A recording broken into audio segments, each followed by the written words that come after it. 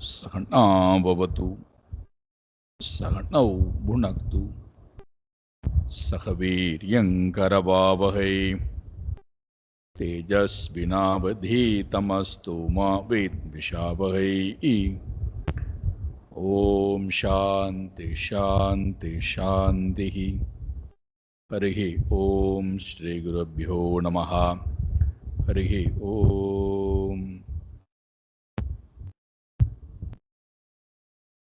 सच्चिदानन्दरूपाय विश्वोत्पत्त्यादिहेतवे तापत्रय विनाशाय श्रीकृष्णाय वयं नमः। जन्माद्यस्य यतोऽन्वयात् इतरतश्चार्तेष्वभिज्ञस्वराट्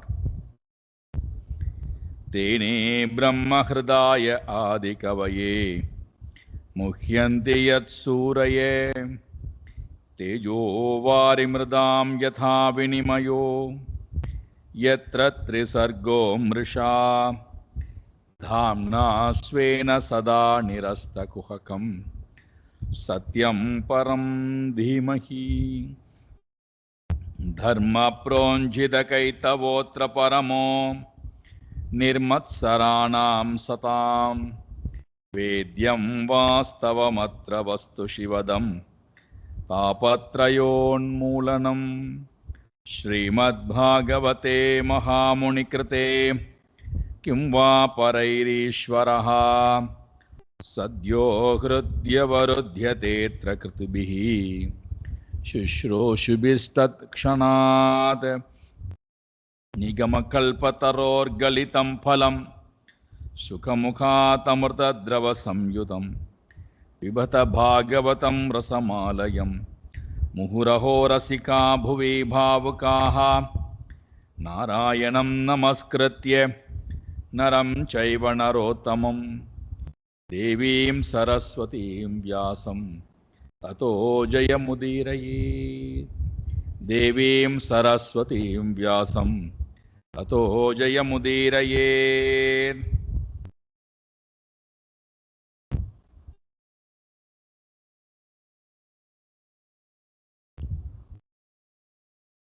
நாரத மகரிஷி தர்மருக்கு அழகான உபதேசமானது செய்யப்படுகின்ற காட்சியை பார்க்கிறோம். பிரகிருதி புருஷ தத்துவம் இரண்டினுடைய உண்மைத்தன்மையை அறிய முடியாத விவேகிகளுக்கு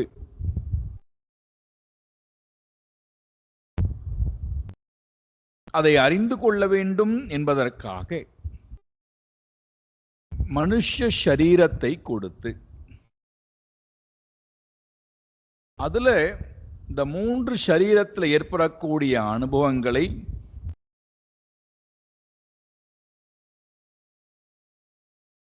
அனாத்மா என்று புரிந்து கொள்வதற்காகவும்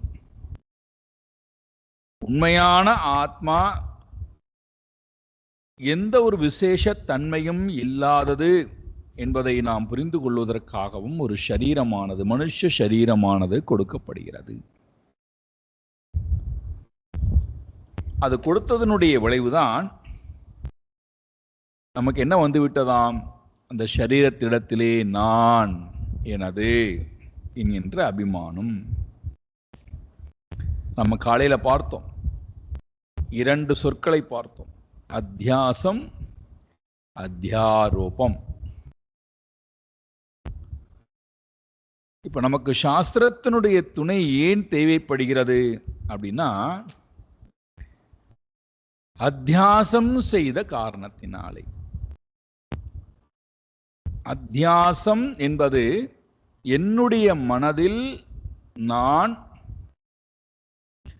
ஒரு உலகம் இருப்பதாக எண்ணுதல் அத்தியாசம். ஆனா அந்த உலகமானது வெளியில இல்லை, வெளி உலகத்திலே அது இல்லை, என்னுடைய மனசுல மட்டும்தான் இருக்கு. வெளியில அதற்குண்டான வஸ்து இல்லை. ஒரு கல்லை பார்க்கிறோம், அதுல யானை செதுக்கப்பட்டுள்ளது, யானையினுடைய வடிவம் செதுக்கப்பட்டுள்ளது. இப்போ நான் என்னுடைய மனதுக்குள்ளே யானை என்கின்ற உருவத்தை எண்ண ஆரம்பித்து விடுகிறேன். ஆனா அதற்கு உண்டான வஸ்து வெளியில இருக்கா என்றால் இல்லை, யானை அங்கே இல்லை. ஆனா என்னுடைய மனதுல அதற்குண்டான உருவம் மனதுக்குள்ள இருக்கு. இப்ப இந்த உருவம் எப்பொழுது போகும்? என்னால் ஏற்படுத்தப்பட்டிருக்கக்கூடிய கற்பனை, என்னால் தோற்றுவிக்கப்பட்டுள்ள ஒரு உலகம். யாரோ வந்து தோற்றுவிக்கல, எனக்குள்ளே யானை புகுந்து நீ யானையாக கல்பிதம் செய்யு யாரும் சொல்லல. நானாக ஒரு தோற்றத்தை மனதிலே தோற்றுவித்துக் கொண்டிருக்கிறேன். அந்த தோற்றத்தினுடைய வெளிப்பாடுதான் அத்தியாசம். அந்த அத்தியாசத்தினுடைய வெளிப்பாடுதான் மோகம், சோகம், பயம், பந்தம்.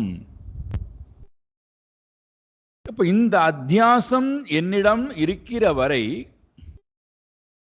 நான் உலகத்தை அத்தியாசத்தோடையேதான் அணுகுவேன். ஆனா அதற்குண்டான பொருள் வெளியில இருக்கான்னா இல்லை.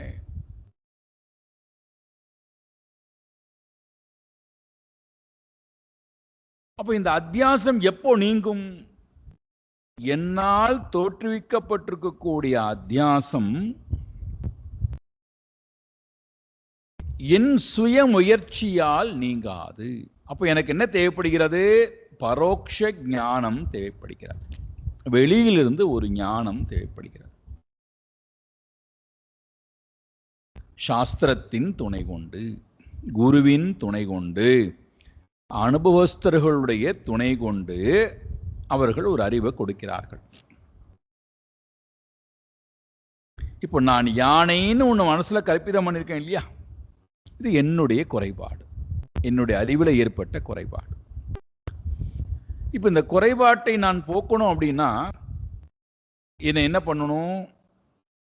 யானை பக்கத்தில் அழைச்சின்னு போய் கொண்டு விடணும். நான் யானையாக பார்க்கின்ற பொருள் பக்கத்தில் அழைத்து கொண்டு போய் விட்டு அதை தொடுவதற்கு என்னை தள்ளி விடணும். போய்ப்பா, நீ இந்த யானையை தொடு, நீ யானையை நினைக்கிறாய் அல்லவா, இந்த யானையை தொடு. அப்போ பரோட்ச ஞானம். வெளியில இருக்கக்கூடிய ஒருவர் அது யானை அல்ல, வெறும் கல்லுதான் அப்படின்னு அவருக்கு அறிவு இருக்கு, எனக்கு யானைங்கிற அறிவு இருக்கு. இப்ப இந்த யானைங்கிற அறிவு போவதற்கு நீ எங்கே யானையை பார்க்கிறாயோ அது யானை அல்ல, அது வெறும் கல்லே. இப்ப இந்த பரோட்ச ஞானத்தின் மூலமாக எவ்வளவுதான் எனக்கு எடுத்து சொன்னாலும் புரியாது, ஏற்றுக்கவும் மாட்டேன். ஏன்னா எனக்குள்ள ஒரு கற்பிதமான உலகம் இருக்கு. அப்ப என்னை கொண்டு போய் தொட வைக்கணும். தொட்டதுக்கு பிறகு தெரிகிறது அது யானை அல்ல, கல்லுதான்.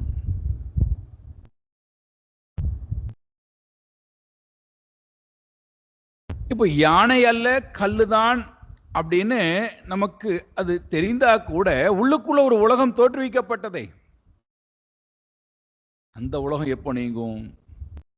ஒருவேளை இது முன்பகுதி வேணா யானையாக இல்லாமல் இருக்கலாம், ஒருவேளை பின்பகுதி யானையா இருக்கலாம் அல்லவா, மேல் பகுதி யானையா இருக்கலாம் அல்லவா, அப்படின்னு எல்லா பகுதியும் போய் தொட்டு பார்த்து மேலே ஏறி பார்த்து அதற்கு ஒரு அறிவு கிடைக்கிறது, இது யானை அல்ல, வெறும் கல்லே. இந்த அபரோக்ஷ ஞானம் வந்த பொழுது உள்ள தனக்குள்ளே இருந்த அந்த அத்தியாச உலகம் நீக்கப்படுகிறது, கற்பனையான உலகம் நீக்கப்படுகிறது. அது நீக்கப்பட்ட அடுத்த க்ஷணம் சோகம், மோகம், பயம், பந்தம், மரணம், ஜனனம், கர்மம், கர்ம வாசனா அத்தனையும் நாசம் அடைகிறது. அதற்காக எனக்கு இந்த ஒரு சரீரத்தை கொடுத்து நான் இப்ப என்ன பண்ணிட்டேன்? அத்தியாசம் பண்ணிட்டேன். என்னிடத்திலே ஒரு உருவத்தை அத்தியாசம் பண்ணிட்டேன். நான் ஒரு ஜீவன், நான் ஒரு ஆண், நான் ஒரு பெண், நான் ஒரு சந்நியாசி, நான் ஒரு கிரகஸ்தன், நான் ஒரு வானப்பிரஸ்தன், நான் ஒரு தாய், நான் ஒரு சகோதரன், நான் ஒரு நல்லவன், நான் ஒரு கெட்டவன். இதெல்லாம் என்னிடத்திலே நான் ஏற்றி வைத்துக் கொண்ட அத்தியாசம். சாஸ்திரம் என்ன சொல்லுகிறது? இதெல்லாம் நீ இல்லப்பா. நீ யாரு? சதா சர்வ காலமும் ஒளிர்ந்து கொண்டிருக்கக்கூடிய ஆத்மா, தூய்மையான அந்த ஆத்மாதான் நீ. இதை நம்ம எவ்வளவு முறை கேட்டாலும் வெளியிலிருந்து குருவும் சாஸ்திரமும் பரோட்ச ஞானத்தை எவ்வளவுதான் கொடுத்தாலும் நமக்குள்ளே அதற்குண்டான அனுபவம் உணரப்படாமலேயே இருக்கிறது. அப்ப என்ன பண்றார் குரு? நம்மை பிடித்து தியானத்திலே அமர வைத்து, தியானத்திலே நீ உணர்ந்து பார், உன்னை நீ உணர்ந்து பார்.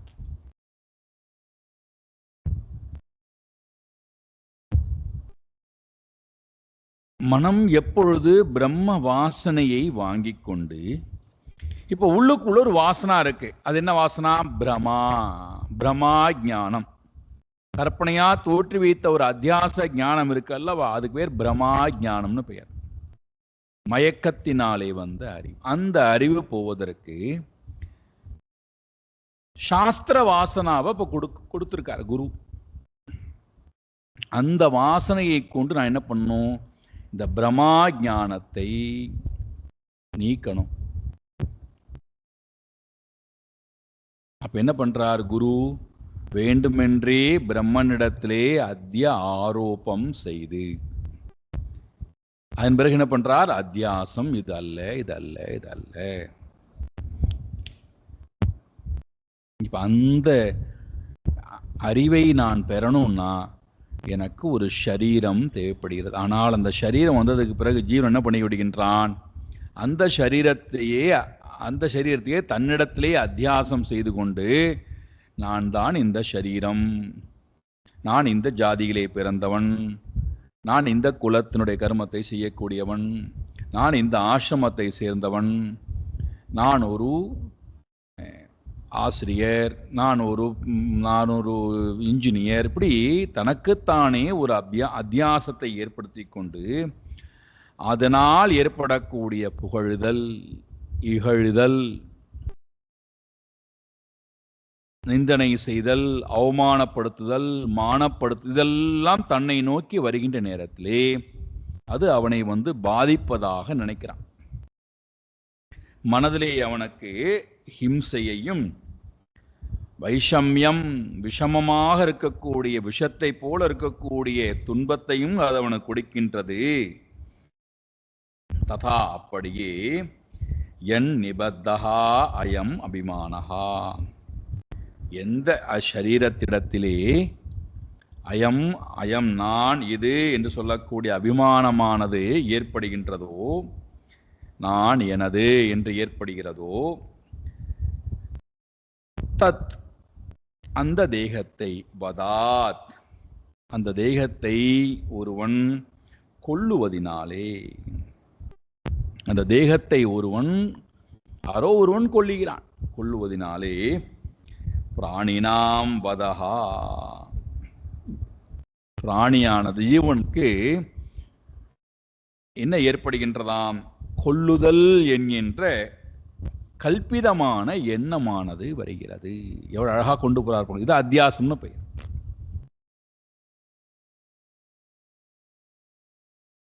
தேகத்தின்பால் அபிமானம் கொண்ட காரணத்தினாலே, நான் இந்த தேகம் இது என்னுடையது என்கின்ற அபிமானம் கொண்ட காரணத்தினாலே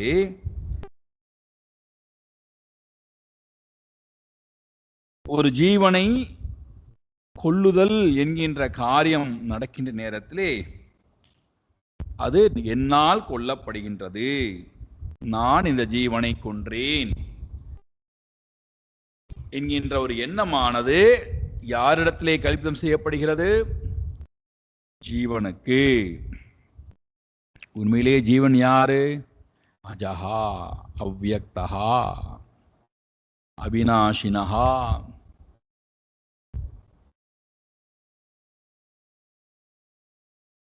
அது ஒன்றும் செய்யறதும் இல்லை. நைவ குர்வன் ந காரையன், தானும் ஒரு காரியமும் பண்றதில்லை, யாரையும் ஒரு காரியம் பண்ண தூண்டுவதும் இல்லை. ஆனா என்ன பண்றோம்? அத்தியாசத்தினால நேர ஜீவனிடத்திலே ஏற்றி வைத்து இன்னார் இன்னாரை கொன்னார், இன்னார் இன்னாரால் கொல்லப்பட்டார்.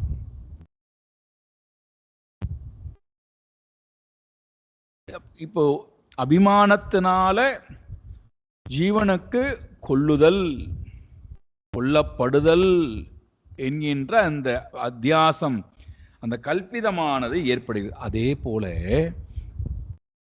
ஆத்மாவிற்கு அந்த தோஷம் உண்டா என்றால் ததா அகில ஆத்மனஹா, எல்லா ஜீவராசிகளுக்குள்ளும் ஆத்மாவாக இருக்கின்ற பொருள். அகில ஆத்மனஹா, எல்லா ஜீவராசிகளுக்குள்ளும் ஆத்மாவாக இருக்கின்ற பொருள். அதுக்கு என்ன கிடையாதாம்? ஜீவராசியை போல அகம் மம இதி அபிமானஹா நாஸ்தி. அதற்கு அபிமானம், நான் எனது என்கின்ற அபிமானம் கிடையா. அத்தியாசம் இருந்தால்தான் அபிமானம் வரும். தன்னிடத்திலே ஒன்றை தவறாக இருப்பதாக தோற்றுவித்துக் கொள்வதற்கு பேர் தான் அத்தியாசம். கயிற்றிலே பாம்பை தோற்றுவித்தல். உண்மையிலேயே கயிறு தான் இருக்கு, ஆனால் அந்த பாம்பனுடைய உருவம் என்னுடைய மனசுல இருக்கு, கயிற்றுல இல்லை. அதான் அத்தியாசம். கயிறு அங்க இருக்கு, மனதுக்குள்ளே பாம்பு இருக்கு. இப்ப இந்த பாம்பை தோற்றுவிச்சது யாரு? நான். கயிறு தனக்கு தானே தோற்றுவித்துக் கொண்டதா? இல்லை. பிரம்மன் இருக்கார். பிரம்மனிடத்திலே ஜீவத்தன்மையும் ஜெகத்தையும் தோற்றுவித்தது யாரு? பிரம்மன் அல்ல, மாயையும் அல்ல. பின்ன யார் தோற்றுவிச்சா? நான் தான்.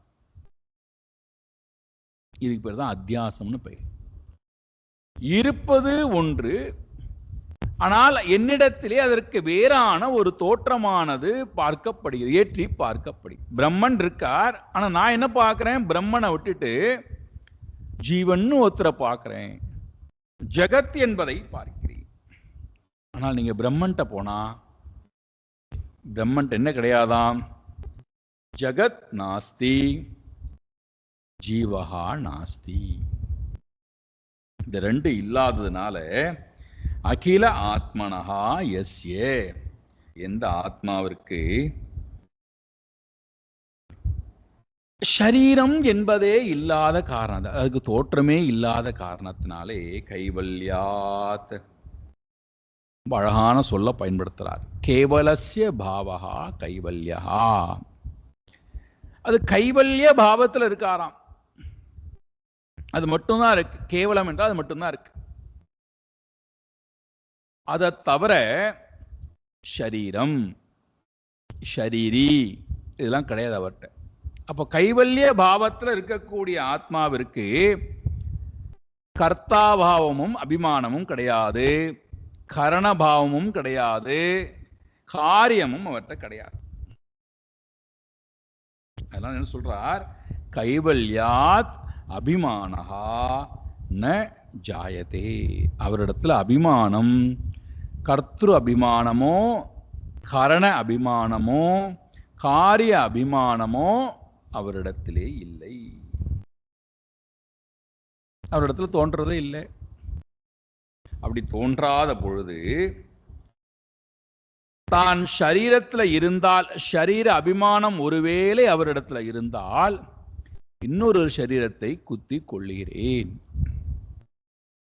இன்னொரு சரீரத்துக்கு மாலை போடுகிறேன், இன்னொரு சரீரத்துக்கு நான் நன்மை செய்கிறேன், இன்னொரு சரீரத்துக்கு தீமை செய்கிறேங்கிற அபிமானம் இருக்கும். ஷரீரமே இல்லாத பொழுது, ஷரீர அபிமானமே இல்லாத பொழுது யார் யாரை கொல்லுவது, யாரை யாரை கொல்விப்பது? இதைத்தான் அர்ஜுனன்ட்ட கேட்கிறார் பகவான்.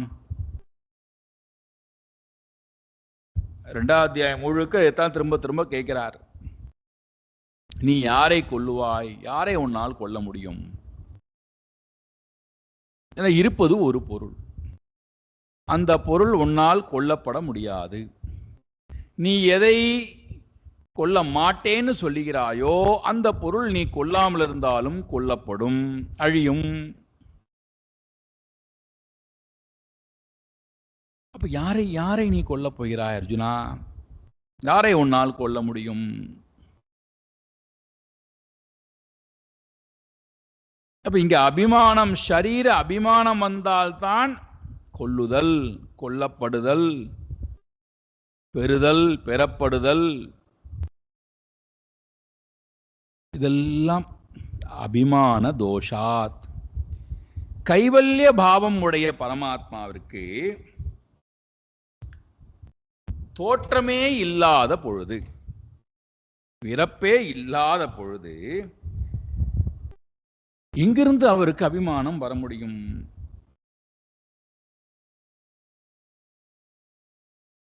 அதனால கேட்கிறார் பரமாத்மா, சத்ருவை கொல்லுவது என்பதோ நல்லவர்களை ஆராதித்தல் என்பதோ இரண்டும் இல்லை.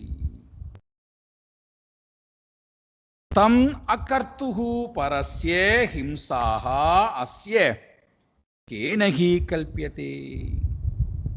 பரமாத்மாவுக்கு எப்படி நீங்கள் இந்த கல்பிதத்தை செய்வீர்கள்? அபிமானம் இல்லாத அந்த பரமாத்மாவிற்கு சத்ருவான சிசுபாலனை கொல்லுதல் என்பது பரஸ்ய ஹிம்சா. சிசுபாலனை கொல்லுதல் என்பது, நல்லவர்களுக்கு க்ஷேமம் கொடுத்தல் என்பது இரண்டுமே கர்த்திருபாவம் என்றால், ஆத்மாவுக்கு தேகமே இல்லாத போது எங்கிருந்து உங்களால் ஆத்மாவிற்கு கர்த்திருபாவத்தை கல்பிதம் செய்ய முடியும்?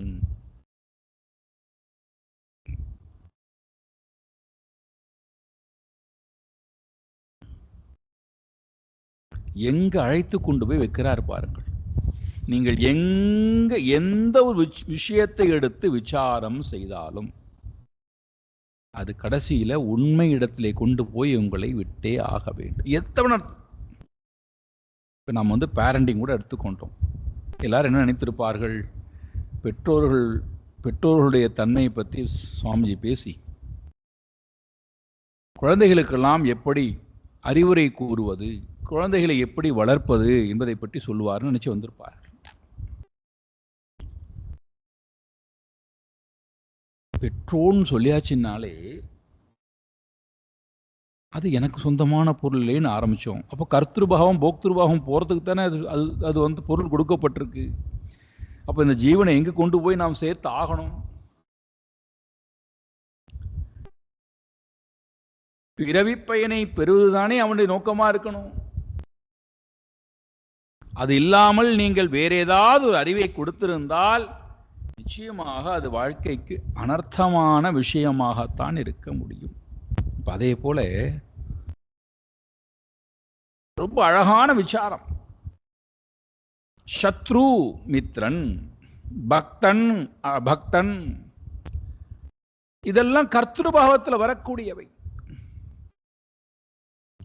பகவானுக்கு இவன் பக்தன் என்பதோ, இவன் அபக்தன் என்பதோ, இவன் சத்ரு என்பதோ, இவன் மித்ரன் என்பதோ, தன்னுடைய தேகமே இல்லாத பொழுது, தேக அபிமானமே இல்லாத பொழுது உறவு எங்கிருந்த உறவு அபிமானம் வர முடியும்? தேகத்தில் நான்கிற எண்ணம் இருந்தாதான் என்னுடைய நண்பர்கள், என்னுடைய எதிரிகள், என்னுடையது நானே இல்லை என்றால் எனது என்பது எங்கிருந்து வர முடியும்? நான் எனது என்பது இல்லாத ஒரு பொருளுக்கு எங்கிருந்து பகவான் சத்ருவை கொன்றார், சிசுபாலனை கொன்றார் என்கின்ற அந்த கல்பிதத்தை, கர்த்திருபாவத்தை எங்கிருந்து நீங்கள் கொண்டு போய் வைக்கிறீர்கள்? எப்படி கல்பிக்க முடியும்? ஆகையினாலே தஸ்மாத் வைரானுபந்தேன நிர்வைரேன பயேன வா ஸ்நேகாத் காமேன வாயுஞ்சியாத் கதஞ்சித் நேக்ஷதே பிரதக். தஸ்மாத் மேற்கூறிய காரணத்தினாலே, ஆத்மா தோன்றாதது, ஆத்மாவிற்கு அபிமானம் கிடையாது, ஆத்மாவுக்கு கர்த்திரு போக்திரு பாவம் கிடையாது. ஆகையினாலே ஆத்மாவிடத்திலே எதையும் கல்பிக்க வேண்டாம். தஸ்மாத் மேற்கூறிய காரணத்தினாலே வைரி அனுபந்தேன, வைரேன அனுபந்தேன, வைரி பாவமானது, விரோத பாவமானது சத்ருவாக இருக்கக்கூடிய சிசுபாலன் தந்தவக்கரனிடத்திலே தொடர்ந்து அனுபந்தனம் தொடர்ந்து இருந்தது. இருந்துட்டு போட்டும், அது அவனிடத்துல சத்ருபாவம் இருக்கு, அனுபந்தனம் தொடர்ந்து இருக்கு.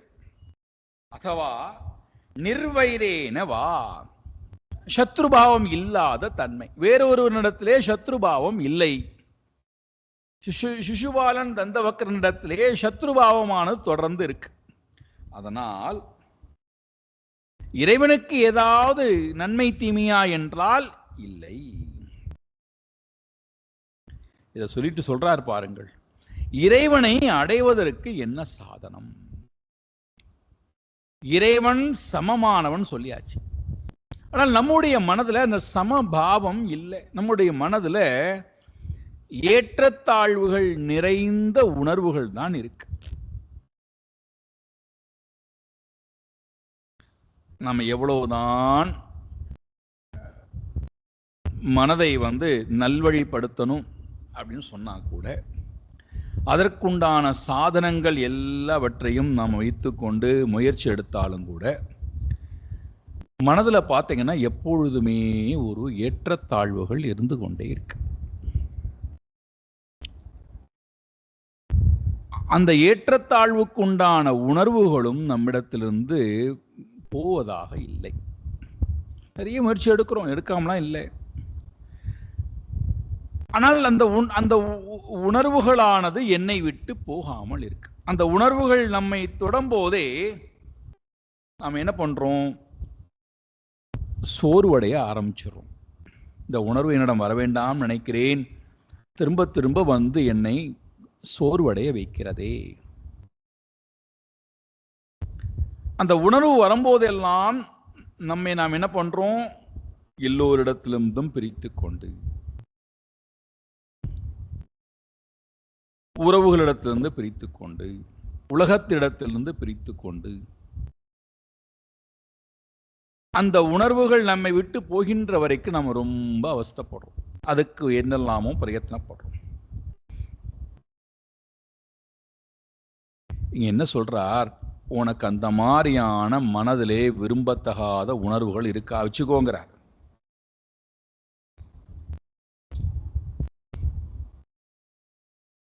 அந்த உணர்வுகள் உன்னுடன் இருக்கிறதா? ஆமாம் இருக்கு. ஏற்றுக்கொள்ளாமாம் இருக்கு. எனக்கு இந்த உணர்வு இருக்கு, என்னை விட்டு இந்த உணர்வுகள் போகாமல் இருக்கிறது, இருக்கட்டும். அந்த உணர்வை பிரயத்தனப்பட்டு ரொம்ப கஷ்டப்பட்டு அந்த உணர்வை எப்படியாவது நான் மாற்றி காட்டுகிறேன் அப்படின்னு முயற்சி அடிக்கிறாயா? அதுக்கெல்லாம் நேரத்தை செலவு பண்ணாதேங்கிறார்.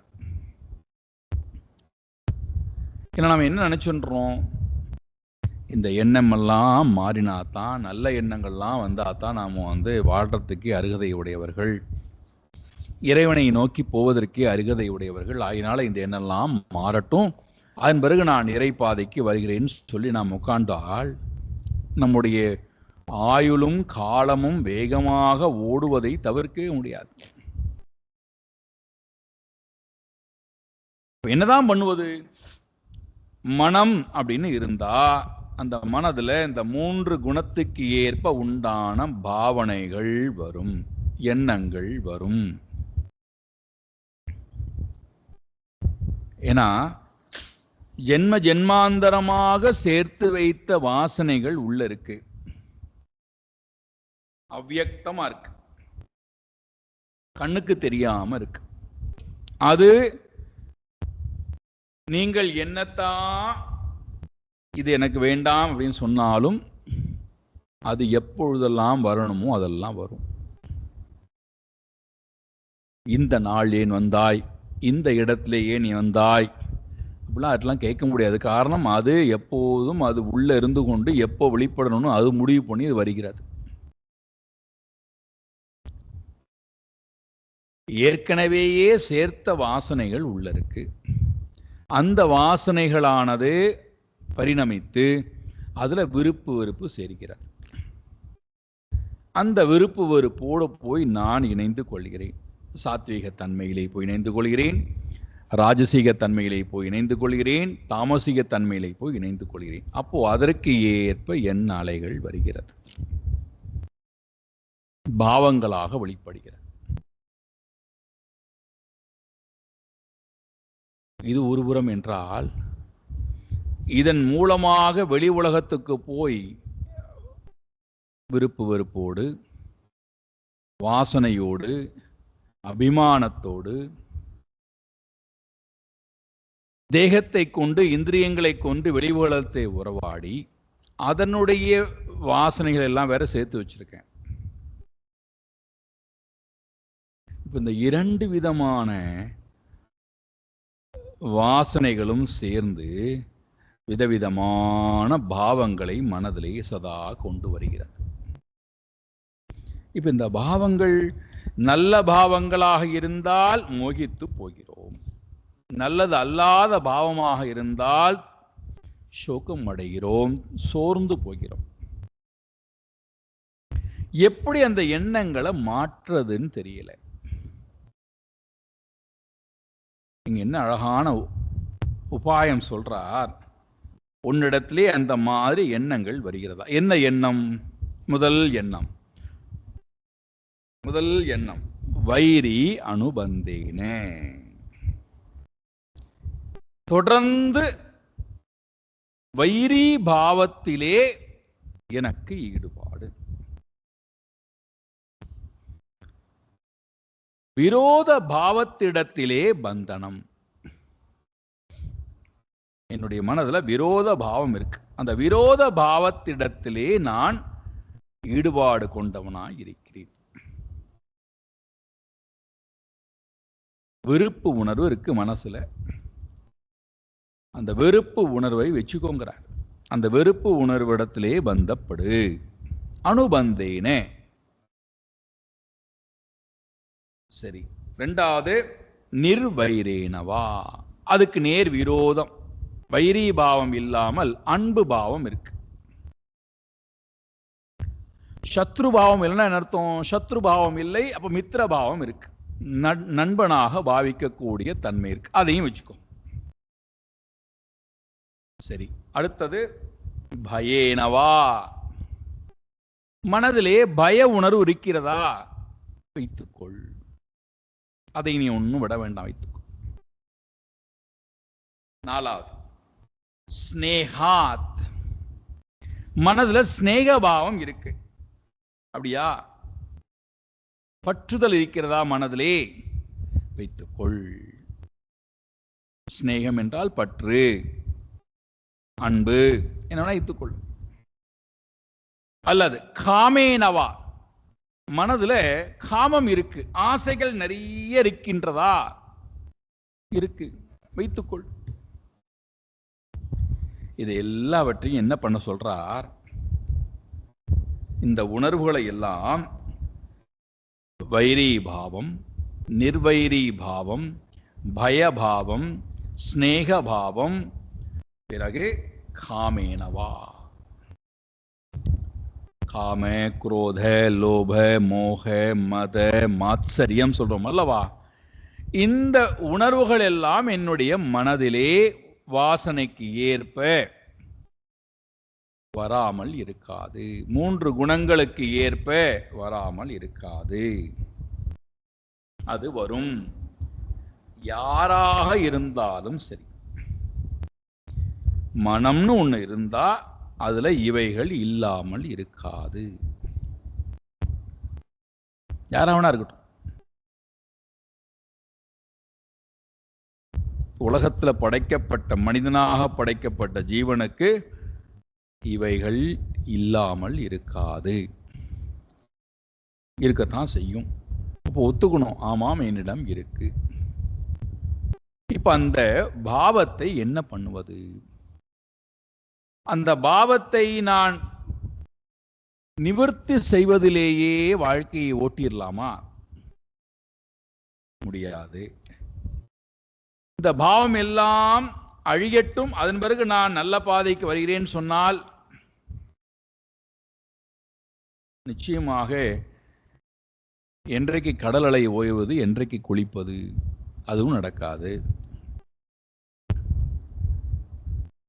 நான் எவ்வளவு முயற்சி எடுத்தாலும் இந்த பாவம் என்னை விட்டு போகாமல் இருக்கிறதே, என்னுடனேயே இருக்கிறதே என்று நம்மை நாமே குறித்து சோர்வடைந்து அடைந்து கொள்ளலாமா? அப்படி செய்தாலும் இது மாறப்போவது இல்லை. அப்ப என்னதான் வழி? இந்த பாவங்கள் இருக்கும், இருக்க வேண்டும், இருக்கட்டும். ஆனா இது என்ன செய்யணுமாம்?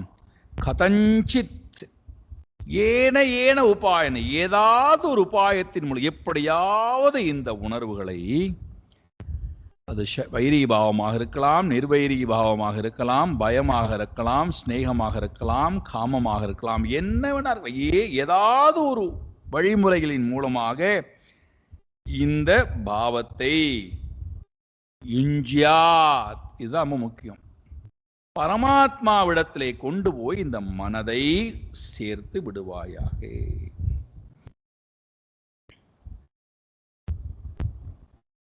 பரமாத்மாவிடத்திலே இந்த உணர்வை கொண்டு போய் சேர்த்து விடு, அவ்வளவுதான். எவ்வளவு அழகான இதை எடுத்துக்கொண்டுதான் இன்றைக்கு இருக்கக்கூடிய மக்களுக்கு வழிகாட்டக்கூடிய குருமார்கள் சொல்லக்கூடிய இருக்கிறார் அல்லவா, அவரெல்லாம் சொல்றது என்ன? உனக்கு கோபம் வருதா, யாரிடத்தை கோபப்படுகிறாயோ அவர்களுடைய போட்டோ வைத்துக்கொண்டு அவருடைய மூக்கையும் அவருடைய உடம்பையும் குத்தி கொண்டே உன்னுடைய உணர்வு போய்விடும். நீ எதை ஆசைப்படுகிறாயோ அதை நன்றாக அனுபவித்து தீர்த்து விடு, உன்னுடைய ஆசை எல்லாம் போய்விடும். கோபத்தை எல்லாம் கொட்டி தீர்த்து விடு, கோபம் போய்விடும்.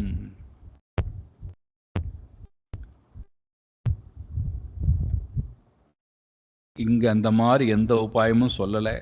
இங்க ரொம்ப தெளிவான உபாயத்தை கொடுக்கிறார் நாரத மகரிஷி யுதிஷ்டிரருக்கு. உனக்கு பய உணர்வு இருக்கா? ஆமாம். ராக உணர்வு இருக்கா? ஆமாம். ஸ்நேக உணர்வு இருக்கா? ஆமாம். வைரி பாவம் இருக்கா? ஆமாம்.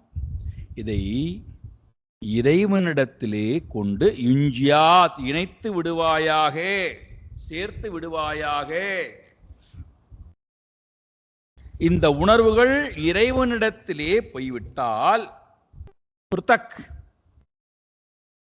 அவைகள் பிருத்தக் தன்னை காட்டிலும் வேறானதாக பார்க்கப்படுகின்ற இந்த உணர்வுகள் எல்லாம் இருக்கு அல்லவா, இந்த உணர்வுகள்லாம் தன்னை காட்டிலும் வேறானதாக வெளிப்பட்டு, நான் தான் இந்த கோபி, நான் தான் இந்த லோபி, நான் தான் இந்த ஸ்நேகம் உடையவன் அப்படின்னு, ஸ்நேகமுடைய பொருள், ஸ்நேகிப்பவன், ஸ்நேகத்துக்கு உண்டான மனம்னு நாம விதவிதமா இந்த திருப்புட்டியெல்லாம் பார்க்கிறோம் அல்லவா, அவைகள் எல்லாம் தனித்தனியாக தோன்றிக் கொண்டிருக்கக்கூடிய அத்தனையுமே பிருத்தக் தனித்தனியாக தோன்றிக் கொண்டிருக்கக்கூடிய அத்தனையுமே இறைவனிடத்திலே கொண்டு சேர்த்த காரணத்தினாலே ந ஈக்ஷதே, சமாதியை கொண்டு போறார்.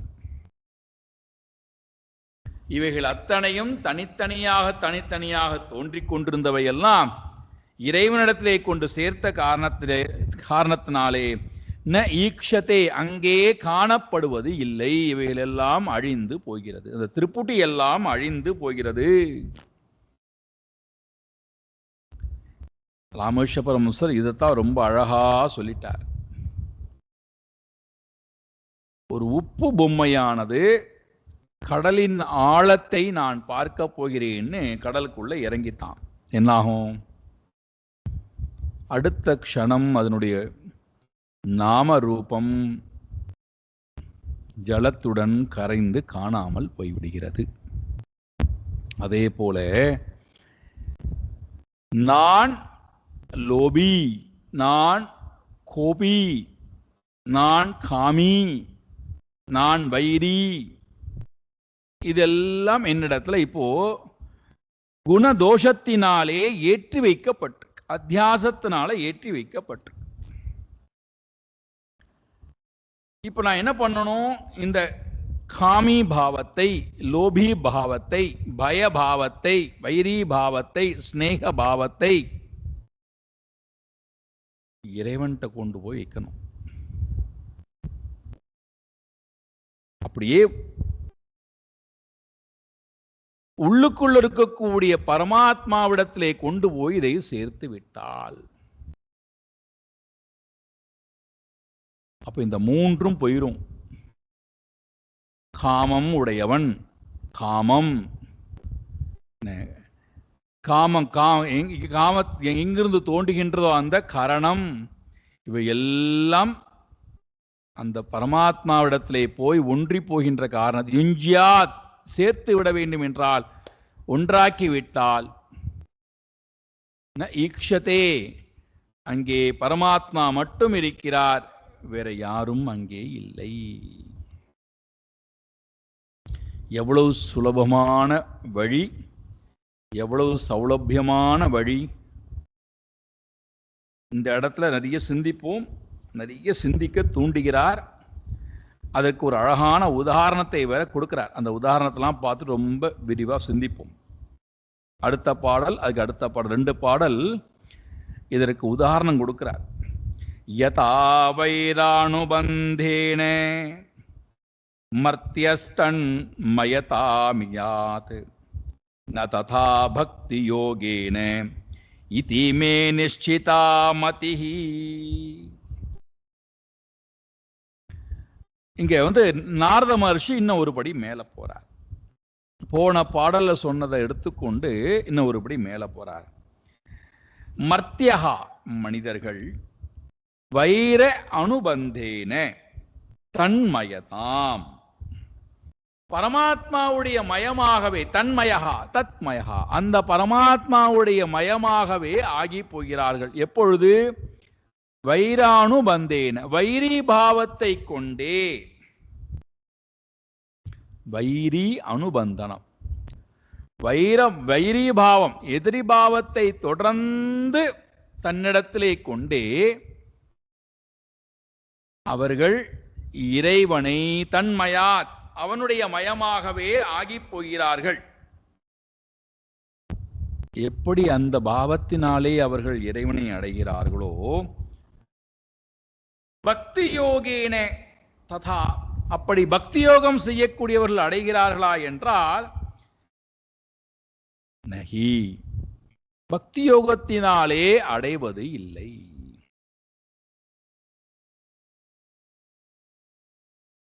பக்திங்கிற சாதனத்தை கொண்டு இறைவனை அடைந்து விட முடியுமா என்றால், வைரீபாவம் உடையவன் அடைகின்ற அந்த தன்மயத்தை பக்தி யோகத்தின் மூலமாக அடைவது கிடையாது. இது இதிமே நிஷ்சிதாகாமதி, இது என்னுடைய உறுதியான அறிவு. சிந்திப்போம். ரொம்ப அழகான இடத்துல கொண்டு வந்து நிப்பாட்டுறார் நம்மளை. பக்தி யோகத்தின் மூலமாக அடைய முடியாத ஒரு வஸ்துவை வைரீபாவத்தினால் அடைதல் என்பது என்னுடைய நிச்சயமான கருத்து. எப்படி? ரொம்ப அழகான, ரொம்ப ரொம்ப ரொம்ப ரொம்ப பிராபல்யமாக இருக்கக்கூடிய உதாரணத்தை எடுத்துக்கிறார். கீட்டஹா பேஷஸ்கிருதா ருத்தஹா குஜ்ஜாயாம் தமனுஸ்மரன் சம்ரம்ப பய யோகேன விந்ததே தத் ஸ்வரூபதாம். எல்லோரும் இந்த உதாரணத்தை எல்லா வகையிலும் கேள்விப்பட்டிருப்போம். ஆனால் காலப்போக்கில் மறந்துடுவோம். இந்த ஒரு உதாரணம் நம்முடைய வாழ்க்கையில எப்போதும் மனதில் இருந்துன்னு வச்சுப்போமே, இறைவனை விட்டு நம்மால பிரியவே முடியாது. என்ன உதாரணம்? கீட்டஹா கீட்டஹா குட்யாயாம். ஒரு புழு. கீட்டஹா என்றால் புழு. ஒரு புழுவை பேஷஸ்கிருதாக, ஒரு குளவியினால், ஒரு வண்டினால் சுமந்து கொண்டு வரப்படுகிறது. ஒரு புழு பூமிக்குள்ளே இருக்கிறது. அந்த புழுவை ஒரு பேஷஸ் கிருதாக, பேஷஹா என்று சொல்லக்கூடிய ஒரு குளவியானது பிடிக்கப்பட்டு அதை எடுத்துக்கொண்டு வந்து ஒரு சுவற்றிலே அழகாக அந்த புழு இருப்பதற்கு ஏற்ற மாதிரியான ஒரு மணல் கூட்டை கட்டி வெளியே போகாவண்ணம் அதை வைத்து என்ன செய்கின்றதாம்? அதை நன்றாக தன்னுடைய கொடுக்கால் கொட்டிக்கொண்டே இருக்கு. பேஷஸ்கிருதாஹா ருத்தஹா. ஒவ்வொரு முறையும் வருகிறது, புழு அதில் இருக்கான்னு பார்க்கிறது, ஒரு கொட்டு கொட்டிட்டு போகிறது. மீண்டும் வருகிறது, கொட்டுகிறது, போகிறது. இப்ப இந்த புழு அந்த கொட்டுதலையே நினைத்து அனுஸ்மரன், ருத்தஹாதம் அனுஸ்மரன், தன்னை பிடித்த அந்த வேதனையை, தன்னை கொட்டிக்கொண்டே இருக்கக்கூடிய அந்த வேதனையை அனுஸ்மரன், ஸ்மரன் கூட போடல, அனுஸ்மரன், தொடர்ந்து இடைவிடாமல் தன்னை மறந்து, தன்னுடைய இனத்தை மறந்து, தான் வாழ வேண்டிய வாழ்க்கையை மறந்து, தான் செய்ய வேண்டிய காரியத்தை மறந்து, தன் குணத்தை மறந்து, தன் ஆயுளை மறந்து,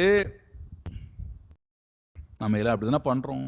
ஒரு பந்தப்பட்ட ஜீவன் பாருங்கள், தன் ஆயுளை மறக்கிறோம், தன்னுடைய வாழ வேண்டிய வாழ்க்கையை மறக்கிறோம், பந்தப்படுறோம். இதற்காக வாழ்ந்த அந்த இலக்கு தெரிவது கிடையாது. அதே போல எப்படி நாம் பிரகிருதியவே நினைத்து கொண்டிருக்கிறோமோ அதனால அதிலேயே பந்தப்பட்டிருக்கும். அதே போல ஒரு புழு குளவியினுடைய அந்த கொட்டுதலையே நினைத்து தன் தேகத்தை மறந்து, தன் செயலை மறந்து, தன் இனத்தை மறந்து, தன் உணவை மறந்து, தன்னுடைய தூக்கத்தை மறந்து சதா சர்வ காலமும் அந்த குளவியவே அனுஸ்மரன்,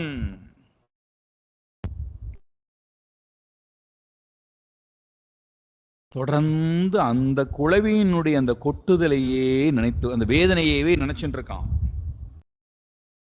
அதனால இது உள்ளத்துக்குள்ள என்ன வருதாம்? சம்பிரம்ப பயம் யோகேன, துவேஷபாவம், பயபாவம், இதெல்லாம் அதனுடைய மனதிலே குடிகொண்டு பய யோகேன, சம்பிரம்ப யோகேன, பய யோகேன, பய உணர்வும் துவேஷ உணர்வும் கூடி அந்த குளவியவே நினைத்துக் கொண்டிருந்த காரணத்தினாலே தத் ஸ்வரூபதாம் விந்ததே, தத் ஸ்வரூபதாம், அதனுடைய ஸ்வரூபமாகவே, அதனுடைய வடிவமாகவே இது விந்ததே ஆகிவிடுகின்றது, அடைகின்றது. எவ்வளவு அழகான உதாரணம்! இதைத்தான் எதை நீ நினைக்கிறாயோ அதுவாகவே நீ ஆகிறாய்னு போற போக்குல சொல்லிட்டு போறோம். திருவள்ளுவர் கூட என்ன சொல்றார்? எண்ணியாங்கு எய்துப எண்ணியர் தென்னியராக பெறின்.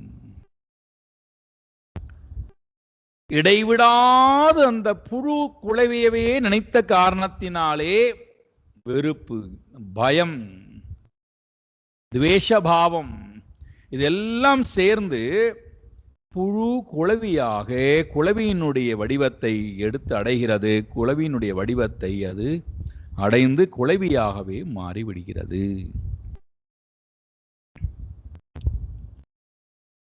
நிறைய சிந்திக்க தூண்டுகிறார். சிந்திப்போமே.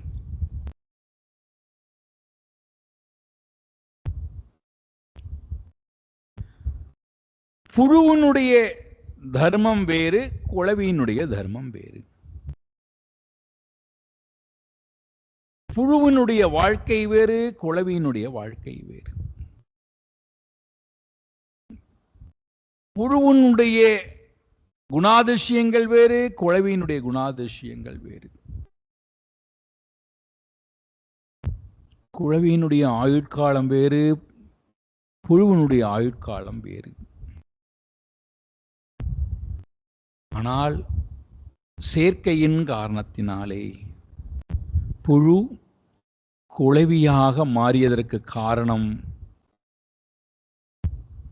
கண்ணுக்கு தெரியாமல் இருக்கின்ற குளவி. அது இந்த புழுவானது குளவியை பார்த்ததே கிடையாது, பார்க்க வாய்ப்பே இல்லைன்னா மணலுக்கு ஒரு மணலுக்குள்ளே வைத்து மறைக்கப்பட்டிருக்கிறது. அதுக்கு ஒரு ஓட்டை மட்டும் போட்டு அதனுடைய அந்த கொடுக்கு மட்டும் போய் கொட்டக்கூடிய அளவுதான் இருக்கும். அதனுடைய உருவத்தை இது பார்த்தது இல்லை. வடிவத்தை பார்த்ததில்லை, குணத்தை பார்த்ததில்லை, அதனுடைய செயல்பாடுகளை பார்த்ததில்லை. ஆனால் அது கொடுத்த அந்த அதிர்விற்கு அல்லவா, அதையே நினைத்து மனதிலே அந்த உருவத்தையே நினைத்து இதற்கும் அந்த உருவமானது அந்த தோற்றமானது வந்து விடுகிறது.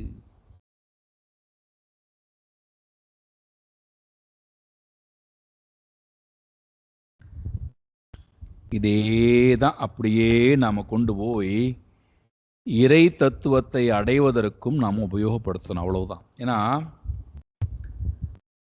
மனம்தான் அத்தியாசம் பண்ணிருக்கு. அதே மனம்தான் இப்ப அத்தியாசம் பண்ணணும். இல்லாத ஒன்றை என்னுடைய மனம் இருப்பதாக கற்பனை செஞ்சிருக்கு. இப்ப நான் என்ன பண்ணணும்? அந்த இருக்கின்ற பொருளை அடைவதற்கு என்னுடைய மனதில் என்னென்னலாம் உணர்வுகள் இருக்கோ அந்த உணர்வை பரமாத்மாவிடத்தில் அப்படியே காட்டணும். துவேஷ பாவம் இருக்கா, இறைவனிடத்திலே காட்டணும். பயம் இருக்கா, இறைவனிடத்துல காட்டணும். காமம் இருக்கா, இறைவன்கிட்ட காட்டணும். குரோதம் இருக்கா, இறைவன்கிட்ட காட்டணும். ஸ்நேக பாவம் இருக்கா, இறைவன்கிட்ட காட்டணும். கண்ணுக்கு தெரியாத அந்த இறைவனிடத்திலே இந்த பாவங்கள் போய் சேரும்போது எதை மனம் இருப்பதாக கற்பித்து கொண்டிருந்ததோ அந்த உணர்வுகள் இறைவனுடன் ஒன்ற இல்லாமல் போய்விடுகிறது. உலகத்திடத்திலே போய் நான் காமித்தால் திருப்பி அதே உணர்வுகள் எனக்கு திரும்பி வரும். அப்ப நான் பந்தப்படுவேன், காயப்படுவேன்.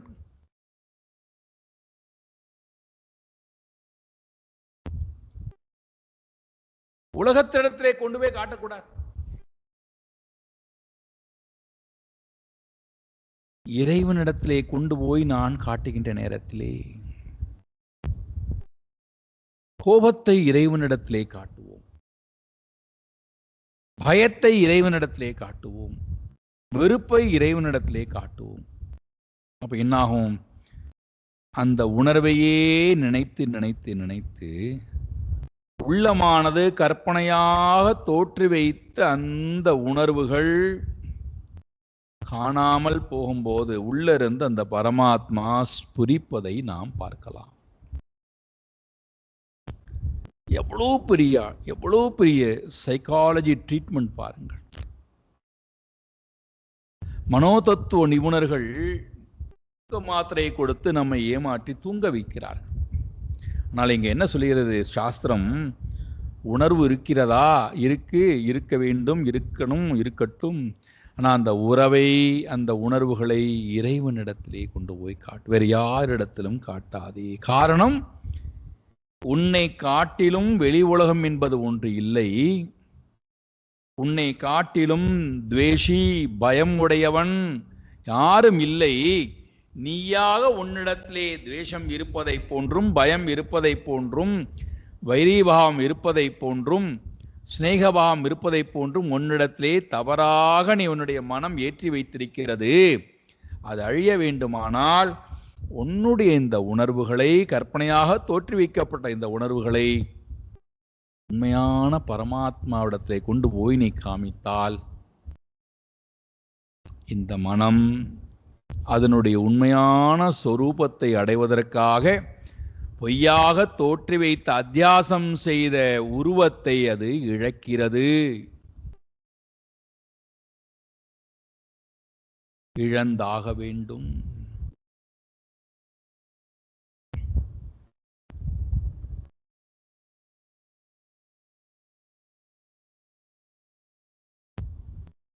சாதாரணமா நீங்க பாருங்களேன், சாதாரணமா பாருங்களேன்.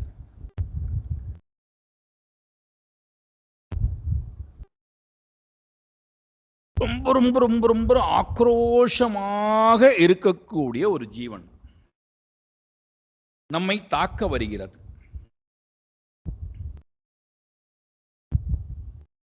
நம்ம அமைதியாக இருந்தோம் வச்சுப்போம், ரொம்ப அமைதியா இருக்கும் வச்சுப்போம். எந்த எதிரடையான செயல்பாட்டை எதுவுமே காட்டாமல் ரொம்ப அமைதியாக இருந்து, பதற்றத்தையோ, பயத்தையோ, கோபத்தையோ, வெறுப்பையோ எதையுமே காட்டாமல் அமைதியா இருக்க. எந்த எந்த ரியாக்ஷன் நான் பண்ணல. அப்ப எதிரில் இருக்கக்கூடிய ஜீவனுக்கு ஒரு கேள்வி வரும், நான் இதை துவம்சம் பண்ணலான்னு வந்தா இது திருப்பி எந்த வெறுப்பையும் இதை காட்டவே இல்லையே. ஒரு படத்துல கூட நகைச்சுவை சொல்லுவார், நகைச்சுவை நடிகன் சொல்லுவான், என்னிடத்துல யாராவது கோவப்பட வாருங்கடா, நான் கோவப்படுத்துறேனே உங்களை, யாராவது கோவப்பட வாருங்கள், என்னிடத்துல என்னுடைய கோபத்தை ஏற்றுக்கொள்ளுங்கள், நான் உங்களெல்லாம் கோவப்படுத்துறேன், திருப்பி என்னிடத்துல கோவப்படு. எல்லோரும் சிரித்து விட்டு போகிறார். இவன் கோவப்படுவதை பார்த்து, இவன் தொந்தரவு பண்ணுவதை பார்த்து எல்லோரும் சிரித்து விட்டு போகும்போது அவனுக்கு அந்த கோபம் படணுங்கிற எண்ணமே இல்லாமல் போய்விடுகிறார். நான் கோவப்படுத்துறேன், எல்லோரும் கோவப்படுங்க சொல்ற, யாருமே கோவப்படாமல் சிரித்து கொண்டே போகிறார்களே. அப்பதான் இவனுக்கு புரிகிறது, நாம் கோவப்படக்கூடாது, நம் கோவப்படுவதில் எவ்வகையிலும் அர்த்தம் அல்ல, அர்த்தமே இல்லை. ஒருவேளை எதிராளி கோவப்பட்டான்னா அப்ப இவன் நான் கோவப்பட்டது நியாயம் நினைச்சுக்கிறான், இன்னும் கோவப்படுத்துறான். கற்பனையான உலகம்னு சொன்னதுக்கு பிறகு அங்கே நான் என்னுடைய கோபத்தை வெளிப்படுத்த, அதுவும் கற்பனை தானே. அப்ப அந்த கற்பனையான கோபத்துக்கு என்ன பலன் கிடைக்க போகிறது? அதே போல சந்தோஷம், அதே போல காமம். இந்த உணர்வுகளை எல்லாம் வெளி உலகத்திலே நான் போய் எனக்கு அந்நியமான உலகம் இருப்பதாக நினைத்து காட்டுவதை விட இறைவனிடத்திலே கொண்டு போனால் கற்பனையான மன உலகம் இல்லாமல் போகிறது. இதனுடைய அழகான சிந்தனை இன்னும் தொடர்கிறது. நாளை காலை எடுத்துக்கொள்வோம். ஓம் பூர்ணமத பூர்ணமிதம் பூர்ணாத் பூர்ணமுதச்யதே பூர்ணஸ்ய பூர்ணமாதாய பூர்ணமேவாவசிஷ்யதே. ஓம் சாந்தி சாந்தி சாந்தி. ஹரி ஓம் ஸ்ரீ குருभ्यो நமः. ஹரி ஓம்.